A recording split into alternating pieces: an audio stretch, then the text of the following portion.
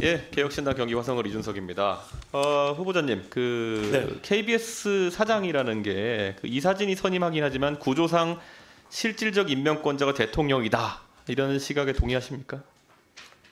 임명권자는 대통령입니다. 예, 그렇죠.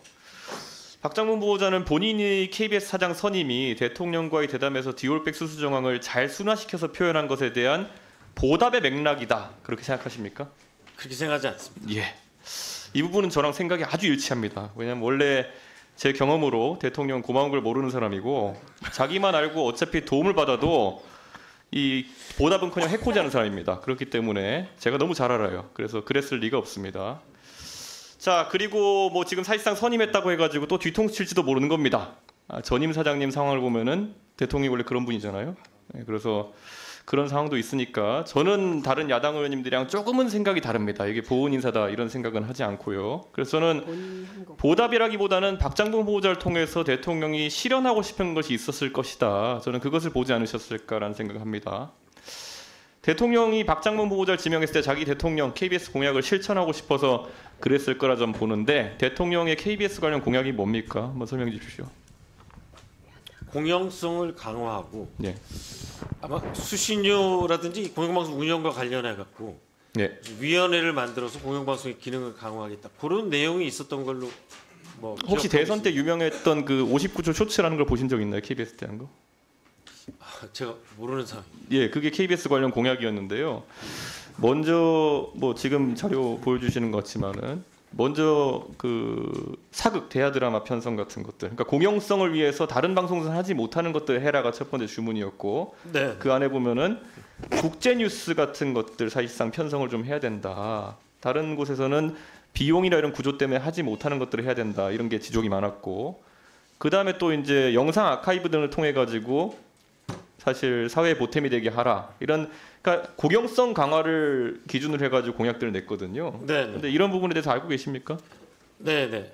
예. 근데 사실 이게 후보자가 아까 얘기한 것 중에 보면 재정적 안정성, 이 서면 답변을 보면 재정성 안정성과 글로벌 제작 역량 강화를 진행하겠다 했는데 재정적 안정성과 글로벌 제작 역량 강화가 이게 병행 가능한 겁니까? 아니면 선후 관계가 있는 겁니까? 이게 왜냐하면 둘이 동시에 하겠다는 거는 재정 안정성을 위해서 비용을 줄이고 역량을 강화하겠다 그러면은 사실 언뜻 이해가 안 가거든요. 이게 양발로 동시에 발차기하겠다 뭐 이런 건가요?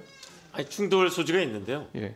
저희가 이제 1TV가 51개, 2TV가 31개의 프로그램이 있는데 예. 지금까지는 다 이렇게 배분하는 형식으로 제작비를 나눠줬다면 이제 선택과 집중을 통해서 말씀하신 글로벌 시장을 공략하는 거는 예산을 좀 집중하고 예. 다른 부분은 좀 효율화하겠다. 제가 이번에 사실 이 부분에 다시 한번 물어보는 건요. 제가 과방위하면서 계속 KBS 관계자를 나오면은 국제뉴스 편성이나 아니면 이런 부분은 KBS가 앞장서야 된다. 다른 방송사들은 비용 구조 때문에 안 된다. 그렇게 얘기했는데 최근 들어가지고 KBS 해외 지국이 오히려 8개에서 7개로 줄었죠. 네, 줄었습니다. 그리고 상주 특파원 수는 17명에서 11명으로 줄었죠. 6명이나 크게 줄였는데 이게 맞습니까 그러면? 저희가 이제 비용 절감 때문에 그럼 비용 절감이 방향인 거지. 그러면 이건 뭐 국제 제작 역량 강화하는 게 아니잖아요. 네, 그 대신 뭐 특파원이 많은 뉴스를 생산하긴 하지만 그 외에 다른 소스로 글로벌 24라든지 세계는 지금 같은 경우는 다양한 그러니까 특파원을 외신을 하셨으니까 통해서. 아실 텐데 그럼 런던 지구 계셨으니까 아실 텐데 우리가 영국에 대한 어떤 뉴스를 파악하려 그러면 현재 특파원이 인맥도 만들고 또 그리고 관계자 취재를 해야지 알 수 있는 거지. 어떤 방법이 있나요? 혹시 그럼 다른 방법이? 그 방법이 가장 좋습니다.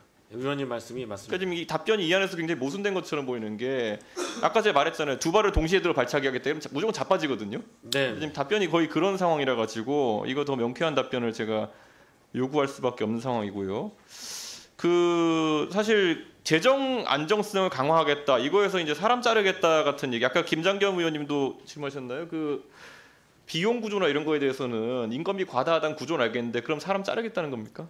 아니 근데 저희가 구조조정을 법적으로 굉장히 강하게 네. 여러 가지 규제가 많기 때문에 쉽게 할 수 없습니다. 그럼 또 사람 안 자르겠다는 거예요? 그 인건비를 줄이겠다라기보다도 이제 좀 효율화해서 그럼 임금을 깎겠다는 겁니까? 임금을 삭감하는 것 역시 이 노조와 협의를 해야 되기 때문에 쉽지 않은 그러니까 상황입니다. 제가 이게 사실 죄송하지만 전임 사장님께 똑같이 물었던 게 뭐냐면은 KBS 관계자가 여기 국회 나오면 계속 하는 얘기가 비용을 줄이고 컨텐츠 제작 역량 강화하겠다예요. 근데 그때도 제가 계속 물었거든요. 이거 어떻게 하겠다는 거냐. 그런데 답이 안 나오니까 KBS가 개선이 안 되는 겁니다. 사실 투자를 할 거면요. 오히려 이 자리에서 나 박장범의 KBS는 지금까지와 다를 것이고 컨텐츠 면에서 이런 경쟁력을 확보할 거기 때문에 오히려 돈을 더 쓰겠다. 일시적으로는 적자가 늘어날 수 있겠지만은 나중에 그 투자에 대해서 리턴이 있을 거다. 이런 걸 설파하셔야 되는 거고 그게 아니면 지금 박민 사장과 다른 게 뭡니까? 똑같은 겁니까? 일단 저희가 법을 지키면서 비용 절감에 최대한 나서고요. 그 사람 자르겠다. 그 구조조정하는 거는 법에 따라 진행해야 되는데 사람 안 자르겠다 그러면 특별 명태를 계속해서 진행하겠지만 예. 강제로 구조조정할 수는 없는 상황입니다. 그럼 어쨌든 인원을 줄이겠다는 의지는 있으신 건가요? 네네. 예. 뭐 사실 이게 어떻게 되는 건지 듣고 계신 국민들께서도 약간 헷갈릴 부분이 있을 것 같은데요. 자, 제가 우선 그래서 아까 제가 세 가지 공약 그 윤석열 정부의 3대 공약 중에서 그 오픈 소스 아카이브화하는 부분에 대해서 지금 KBS에서 KBS 바다라는 것을 운영하고 있죠. 네, 하고 있습니다. 이게 사실 오픈 소스 아카이브라서 제가 질문할 때마다 잘 운영되고 있다고 답변을 하는데 제가 한번 내용을 보겠습니다. 저런 KBS 바다라는 사이트가 있거든요. 그런데 우리가 KBS에 기대하는 거라는 거는 시사나 교양 측면에서 제작할 수 없는 것들, 다른 곳에서 쓸 수 없는 것들을 국민들에게 뭐 유튜브 크리에이터나 이런 분들도 그렇고 좀 저렴하거나 무상에 공급해가지고 2차 저작물을 만들어내는데 저 오픈소스 아카이브의 목적이 있는 거예요. 네. 그럼 기본적으로 자 우리가 검색해볼 만한 게 뭐가 있습니까? KBS가 정치부 취재를 많이 하니까 윤석열 이런 검색해보지 않겠습니까? 몇 개 나올 거라 보십니까? 네, 잘 모르겠습니다. 한번 보실까요? 윤석열 검색하면 0개 나옵니다. 오픈소스 아카이브에 윤석열로 검색하면 아무것도 안 나와요. 이준석 아무것도 안 나와요. 제가 뉴스 가치가 없는지 모르겠지만은 박근혜 하면은 전직 대통령 다 모아오는 영상이 하나 나오고요.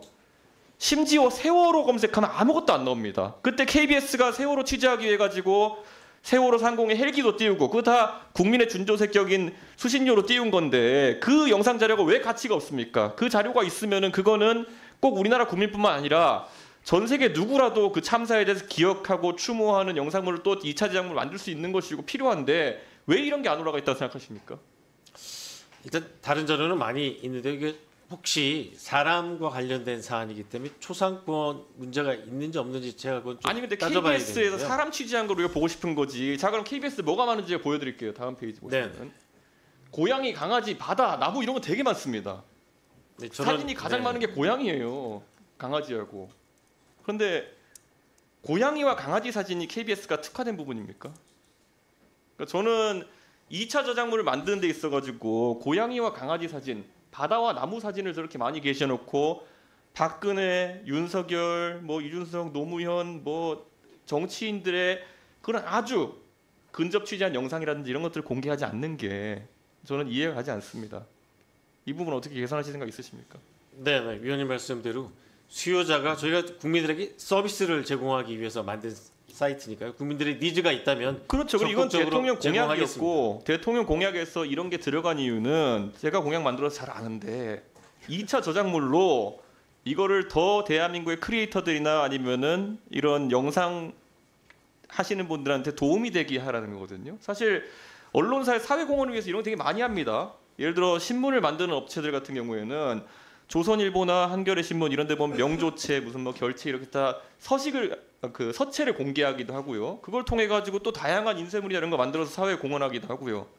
KBS는 지금까지 수많은 영상 기자들이라든지 아니면은 또 제작하면서 PD들이나 이런 사람 노력으로 국민들에게 영상물로 이런 기여를 해야 되는 겁니다. 그런데 영상물을 공개하지 않고 지금 누가 찍었을지 모를 저런 고양이 사진 지금 뭐 강아지 사진 이런 걸로 띄워놓고 이거를 국회에 보고하면서 저희가 아카이브 사업 잘 하고 있습니다. 대통령 공약 잘 이행하고 있습니다. 이렇게 하면 사실 말이 안 되는 거거든요. 지금 KBS의 위상을 제고하겠다 그러는데 공정성과 공영성 이런 것들 거기서 사회 공헌성까지 넣어야 되는 겁니다. 네, 알겠습니다. KBS가 하는 일이 우리가 흔히 KBS 항상 구호로 얘기하는 것처럼 수신료의 가치라고 하는 거는 보도 공정성이나 아니면 여러 가지도 있겠지만은 이런 사회 공헌성 KBS가 만든 것이라면은 수익 조금 얻겠다고 어디에 넣어놓고 돈 받고 파는 게 아니라 국민들을 위해서 다 열어 적긴다. 그러니까 우리에게 수신료를 내주십시오. 더 내주십시오. 이런 논리가 되는 겁니다. 저런 저작물을 다 공개해야 됩니다. 동의하십니까? 제가 이제 관련 팀 그리고 법률적 자문을 거쳐서 공개 여부를 결정하도록 하겠습니다. 적극적으로 하겠습니다. 예, 알겠습니다. 감사합니다.